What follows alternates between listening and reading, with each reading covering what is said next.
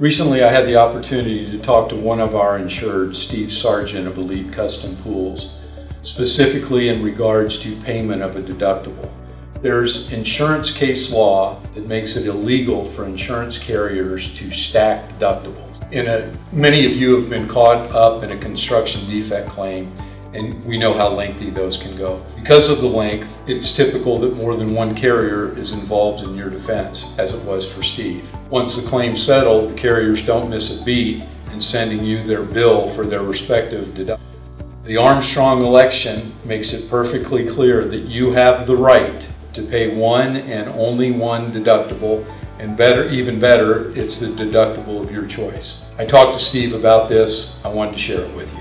Steve, a lot of guys in your trade building pools and residential homes get caught up in construction defect claims. We had one together with the Burnett. That was a house that had been under construction over at least 3 owners for 15 to 20 years.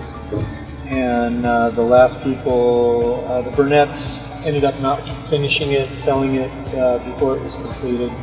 And people that ended up buying the house finished it off. And after they were completed, moved in, decided that not everything was 100%.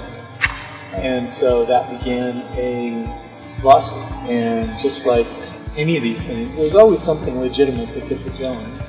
But then everybody gets dragged into it. So every contractor on the site that provided an insurance certificate. Well, Steve got drug into this case, and because it was over such a long period of time, we had multiple carriers in Elite Custom Pools defense.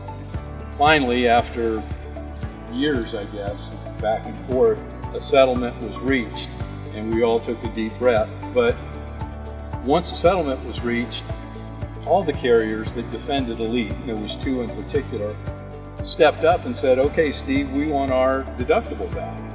And Steve's going, "Well, geez, I have a $2,500 with the one carrier and $5,000 with the other." And he paid the $2,500, and he gave me a call and he said, "Sam, I'm getting this bill for $5,000. Can you help me out?" And we wrote a letter to the person trying to collect this debt and explained to him the case law that is now called the Armstrong Election. I think it was Scottsdale versus California Pacific Homes, that gives the insured the choice of which deductible he was going to pay. So we shot off a letter to this other insurance company that was nagging Steve for the $5,000 and told them we'd already satisfied the situation with our payment on that. And we quoted the case law, and to our satisfaction, that deductible went away.